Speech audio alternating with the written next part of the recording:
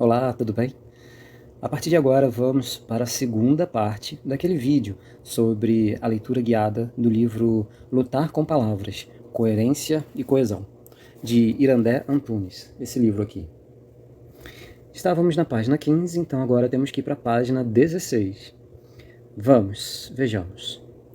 Para começo de conversa. A questão da coesão tem sido, em geral, pouco ou quase nada tratada pelas gramáticas, e só muito recentemente, um ou outro livro didático traz observações acerca dessa propriedade textual. Portanto, Irandé Antunes afirma que a coesão é uma propriedade do texto, uma propriedade textual. Em geral, essas observações são apresentadas de forma superficial, incompletas e, por vezes, com algumas inconsistências. Assim, pode-se admitir que as questões da coesão e da coerência não são exploradas de forma satisfatória, nem mesmo nas aulas de língua. É comum ouvir-se referências muito vagas à coesão e à coerência. Essas propriedades do texto parecem ser, assim, um terreno meio indefinido, vago, impreciso, para onde vamos jogando tudo o que não sabemos explicar bem, sobretudo quando se trata de dificuldades menos superficiais. Diante daquele texto meio ruim, que não está muito bem formulado, que não está muito claro, cuja dificuldade não sabemos exatamente identificar, recorremos a uma área geral, sem contornos, onde cabe tudo e tudo se acomoda. E aí dizemos, falta coesão, ou o texto não tem coerência. Mas falta coesão exatamente onde? Falta que tipo de recurso? Se um texto não tem coesão, é porque lhe está faltando o quê? A indefinição é pior ainda quando se trata de coerência. Um texto incoerente? Onde? Por quê? Como disse, joga-se genericamente para o campo da coesão e da coerência, a razão de toda dificuldade que não se consegue definir ou explicar. Na verdade, o que não tem sido muito comum é que saibamos, todos nós, professores, alunos e demais, como é um texto coeso e, paralelamente, como é um texto sem coesão. Que recursos concorrem para que um texto seja coeso, o que falta em um texto sem coesão? Minha pretensão com este trabalho é contribuir para que qualquer leitor interessado na questão possa ter acesso a essas noções básicas e possa compreender um pouco mais acerca do que fazer para deixar o texto articulado, encadeado, enfim, coeso e coerente. Para isso, depois de apresentar as funções textuais da coesão, faço uma descrição de cada um dos diferentes recursos que concorrem para esse resultado. Então, Irandé Antunes está explicando como ela vai organizar esse livro. Uso de propósito uma linguagem não demasiadamente técnica ou acadêmica, evitando, por isso, o acúmulo de nomenclaturas especializadas. Isso não significa que, alguma vez, tenha abdicado do rigor teórico das questões, bem como da fidelidade às fontes citadas. Quanto aos exemplos apresentados, decidi também suprimir parte dos créditos relativos às fontes referidas. Esses exemplos foram, em sua grande maioria, colhidos em livros, jornais e revistas com o cuidado de ser fiel ao conteúdo e à forma das citações tomadas. No entanto, alguns poucos foram criados ad hoc para servirem de ilustração, embora sejam inteiramente previsíveis nas situações corriqueiras da interação cotidiana. Ad hoc significa para esta finalidade. Portanto, quando ela diz aqui, olha, que alguns poucos exemplos foram criados para esta finalidade, para servirem de ilustração, embora sejam inteiramente previsíveis nas situações corriqueiras da interação cotidiana. Essa foi a página 17. Agora vamos para a página 18. No conjunto do trabalho, posso parecer reiterativa, ou posso até, num ponto ou outro, deixar a impressão de redundância. Preferi correr esse risco, contanto que meu texto cumprisse sua função principal, a de ser explicativo, a de possibilitar uma exposição mais acessível do fenômeno da coesão, sobretudo para aqueles leitores apenas iniciados nas questões textuais. Quis, afinal, tornar mais claras e mais acessíveis questões por vezes complexas e nem sempre bem compreendidas.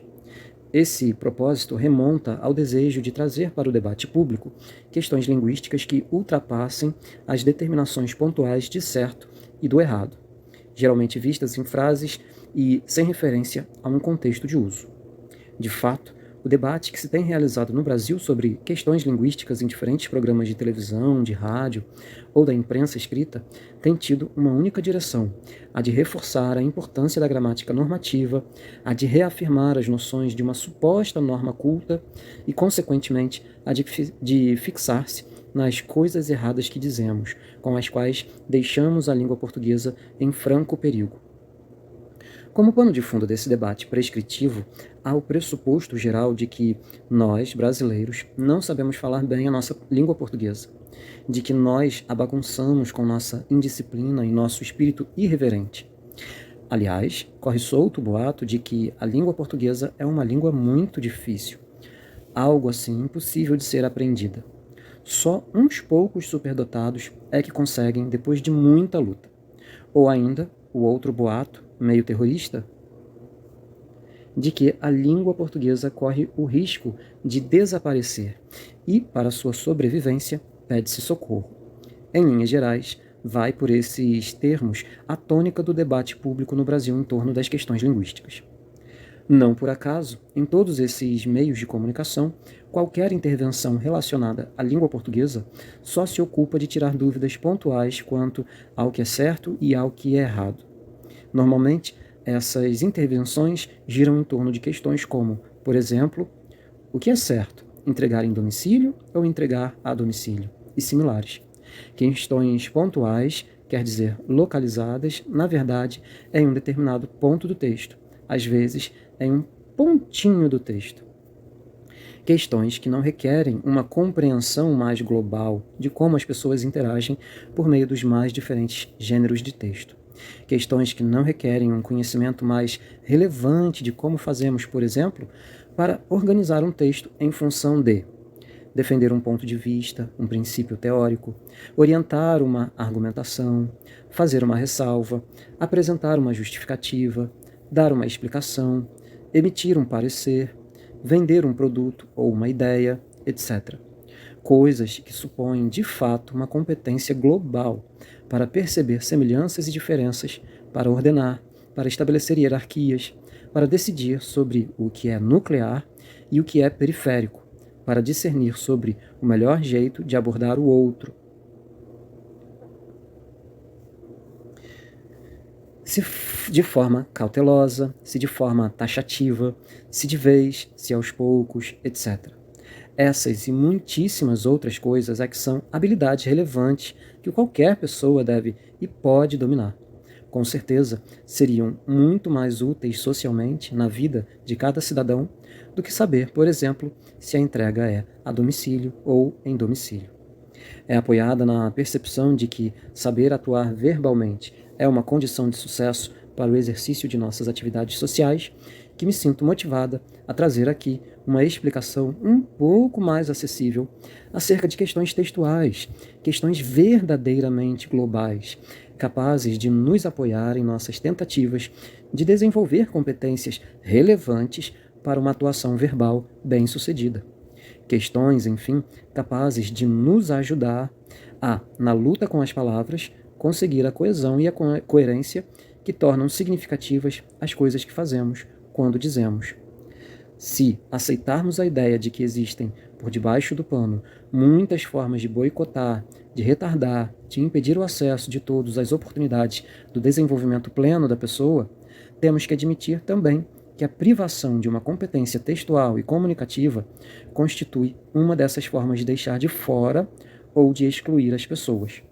Em geral, mesmo dentro das escolas, ainda falta chegar a hora de as pessoas acordarem para o que significa, socialmente, o não desenvolvimento de competências textuais.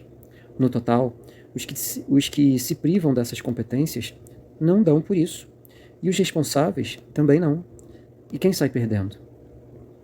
Vejo, portanto, como da maior pertinência que se instigue o público em geral para perceber a amplitude das questões linguísticas, para perceber que uma língua não é uma coisa que se restringe apenas a um manual de gramática, a regras de certo e errado, para perceber que usar a linguagem é uma atividade social, é um ato histórico, político, cultural, que envolve um complexo conjunto de habilidades, cognitivas, textuais e interativas, ou de fatores situacionais.